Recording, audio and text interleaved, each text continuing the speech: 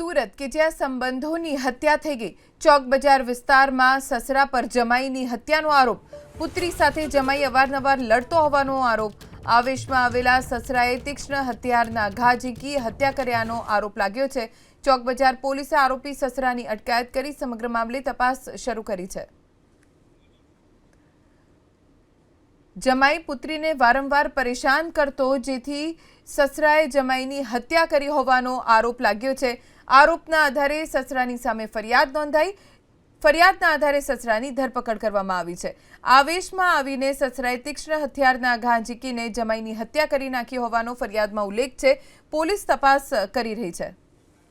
વધુ જાણકારી અમારા સંવાદદાતા ધનરાજ બાગલે પાસેથી પ્રાપ્ત કરીશું।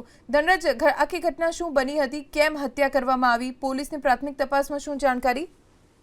જી બિલકુલ, ઘરકંકાસનો મામલો સામે આવ્યો છે। ચોક બજાર વિસ્તારની અંદર સસરાએ જમાઈની હત્યા કરી નાખી છે, ત્યારે પુત્રી સાથે જમાઈ અવારનવાર લડતો ઝઘડતો હતો, મેણા ટોણા મારતો રહેતો હતો અને ત્યારબાદ જે રીતે મહિલાને પોતાની પુત્રીની જે રીતે મારતો હતો, ત્યારે એ ના સહન થતા આખરે ગુસ્સામાં આવીને સસરાએ તીક્ષ્ણ હથિયાર વડે આ જે જમાઈ છે તેના ઉપર હુમલો કરી દીધો હતો અને તેને મોત નિપજાવ્યું હતું। જોકે સમગ્ર મામલે ચોક બજાર પોલીસે ઘટના સ્થળેથી અત્યારે હાલ તપાસ શરૂ કરી છે અને પંચનામું કરીને અત્યારે હાલ લાશ પીએમ અર્થે મોકલવામાં આવી। પરંતુ જે રીતે પુત્રી ઉપર વારંવાર હુમલો કરતો હતો તેને લઈને જે સસરો છે કંટાળી ગયો હતો અને જેને લઈને અત્યારે હાલ સસરાએ જમાઈને હત્યા કરી નાખી છે। વધુ તપાસ ચોક બજાર પોલીસે હાથ ધરી છે।